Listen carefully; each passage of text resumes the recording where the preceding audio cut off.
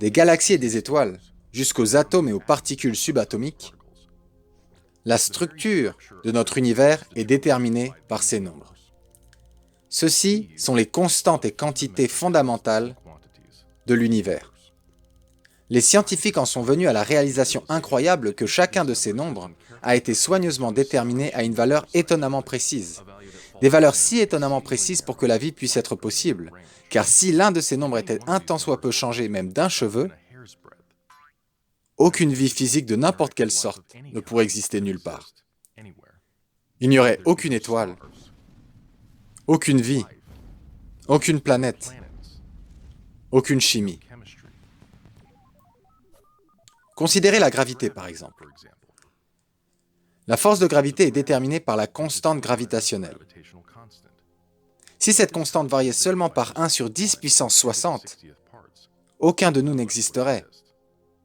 Pour comprendre à quel point cette zone est extrêmement étroite, la zone où la vie est possible, imaginez un cadran divisé en 10 puissance 60 mesures. Pour essayer de concevoir combien de minuscules mesures cela représente, comparez cela au nombre de cellules dans votre corps, 10 puissance 14, ou au nombre de secondes qui se sont écoulées depuis que le temps a commencé, 10 puissance 20. Si la constante gravitationnelle avait été mal ajustée par juste 1 sur 10 puissance 60, l'univers se serait étendu et dilué si rapidement qu'aucune étoile n'aurait pu se former et la vie n'aurait pas pu exister, ou l'univers se serait effondré sur lui-même, avec le même résultat. Aucune étoile, aucune planète et aucune vie. Ou considérez le taux d'expansion de l'univers.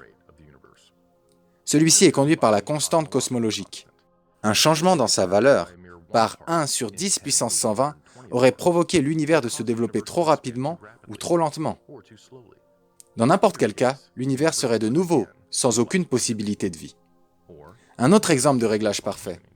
Si la masse et l'énergie du commencement de l'univers n'avaient pas été également distribuées à une précision quasi incompréhensible d'1 sur 10 puissance 10 puissance 123, l'univers serait hostile à la vie de toutes sortes. Le fait est que notre univers permet une vie interactive physique seulement parce que ces nombres, et beaucoup d'autres nombres, ont été équilibrés de façon indépendante et extrêmement précise, comme sur le bord d'un rasoir. Peu importe où les physiciens regardent, ils voient des exemples de réglage parfait. Sir Martin Rees. Le fait remarquable est que les valeurs de ces nombres semblent avoir été très finement réglées afin de rendre possible le développement de la vie. Stephen Hawking. Si quelqu'un prétend ne pas être surpris par les traits spéciaux que l'univers a, il se cache la tête dans le sable. Ces traits spéciaux sont surprenants et improbables. David Deutsch. Quelle est la meilleure explication pour ce phénomène incroyable? Il y a 3 options.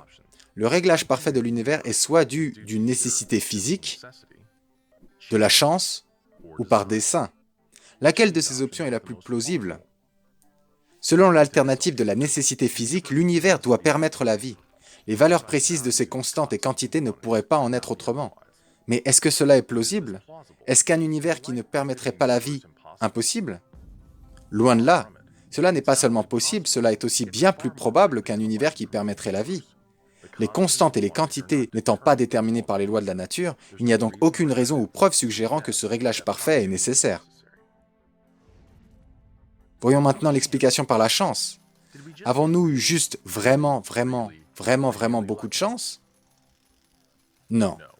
Les probabilités impliquées sont tellement infimes que de considérer la chance comme explication du réglage parfait serait hors de propos.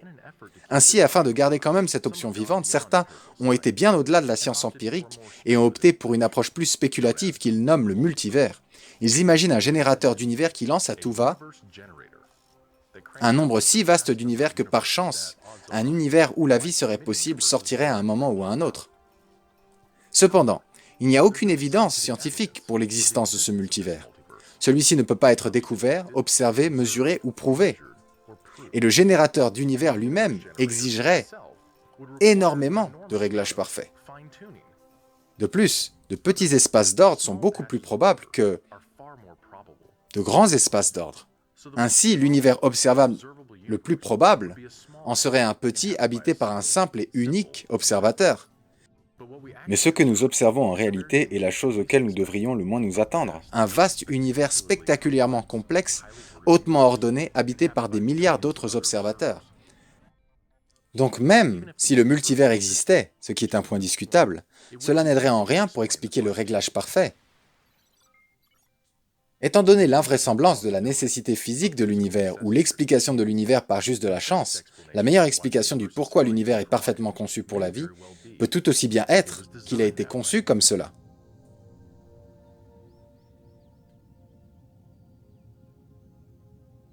Utilisant le sens commun, une interprétation des faits suggère qu'une intelligence formidable a déterminé les constantes physiques de notre univers et qu'il n'y a aucune force aveugle dans la nature qui pourrait l'expliquer.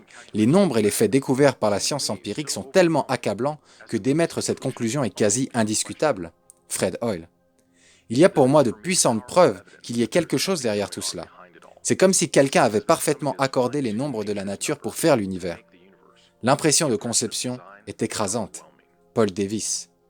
Les cieux racontent la gloire de Dieu, et l'étendue du ciel manifeste l'œuvre de ses mains. Jour après jour, ceux-ci instruisent, nuit après nuit, ceux-ci révèlent la connaissance. Psaume 19, versets 1 à 2.